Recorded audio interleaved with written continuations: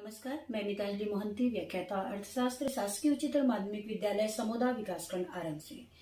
वास्तव में साथियों, हम यहाँ पर निष्ठा कार्यक्रम क्या है और इसमें कौन कौन से मॉड्यूल है और इस मॉड्यूल से हमने क्या सीखा, इस बात को मैं इस वीडियो के माध्यम से आपके सामने प्रस्तुत करने जा रही हूँ कि वास्तव में निष्ठा national initiative for school heads and teachers advancement, यह कार्यक्रम बच्चों के समग्र विकास की बात करता है और इस कार्यक्रम का मुख्य उद्देश्य शिक्षकों और स्कूल प्रमुखों के व्यावसायिक विकास करना है।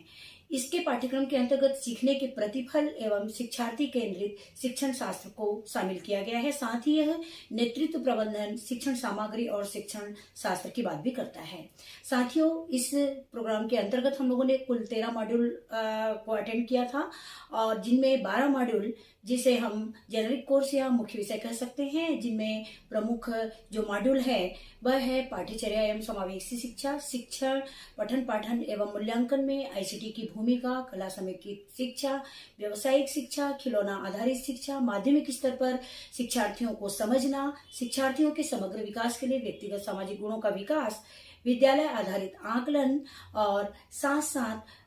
विद्यालय में जो लैंगिक मुद्दे हैं उन बातों को इन मॉड्यूल में 12 मॉड्यूल के अंतर्गत कही गई है। इसके अलावा जो 13वां मॉड्यूल है जिसे हम पेडागॉजिकल कोर्स कहते हैं, जिनमें हिंदी, अंग्रेजी, संस्कृत, सामाजिक विज्ञान, उर्दू और गणित विषयों को शामिल किया गया है।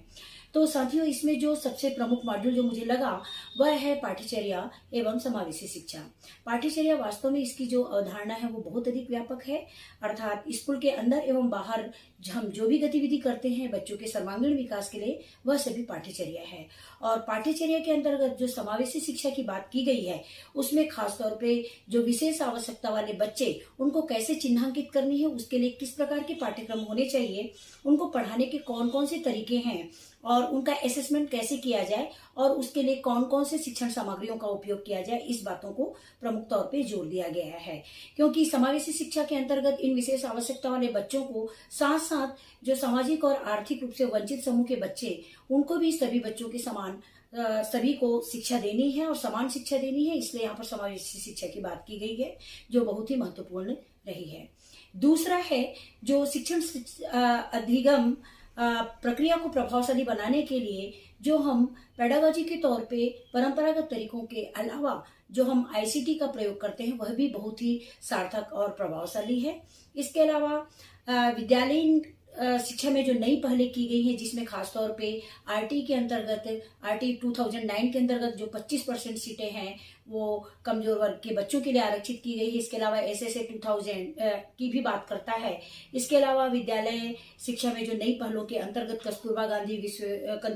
गांधी विद्यालय की बात, साथ साथ यूडाइस पुस्तकालय और समग्र शिक्षा के बारे में बताया गया है। और इसके अलावा इसमें जो खासतौर पे जो आत्मरक्षा की बात की गई है, जिसमें जो 6वीं से 12वीं तक के बच्चों के लिए आत्म सुरक्षा कार्यक्रम चलाया गया है और विद्यालय पोषण कार्यक्रम भी एक लागू किया गया है, जिसमें बच्चे बागवानी और प्रकृति के प्रति जागरूक रहे। इसके लिए भी जो विद्यालय में जो नई पहले जो लागू की गई है उस पर बात की गई है। साथ साथ जो विद्यालय में जो लैंगिक मुद्दों की जो बात की गई है, जिसमें हम पुरुष और महिलाओं को जो समाज के द्वारा जो भूमिका दी गई है, जिसे हम जेंडर कहते हैं, और उस जेंडर के अंतर्गत सिर्फ पुरुष और महिला को शामिल नहीं किया गया बल्कि ट्रांसजेंडर की भी बात की गई है कि ऐसे कौन कौन से इनके सामाजिक मुद्दे हैं, सामाजिक समस्याएं हैं और एक शिक्षक होने के नाते हमें कैसे इस मॉड्यूल को जानकर समझकर कैसे उनकी समस्याओं को दूर करने का प्रयास करना है। तो साथियों, हम देखते हैं कि इसके अलावा इसमें खिलौना आधारित शिक्षा की भी बात की गई है, जिसमें खिलौनों के माध्यम से हम किस तरह से अपने शिक्षण अधिगम प्रक्रिया को प्रभावी कर सकते हैं। और कुल मिलाकर अगर साथियों हम कहें तो वास्तव में ये जो ऑनलाइन मोड पे जो पोर्टल दीक्षा पोर्टल में जो हम लोगों ने ट्रेनिंग लिया है, ये सभी मॉड्यूल बहुत ही ज्यादा प्रभावशाली और सार्थक है और इसे हम सभी ने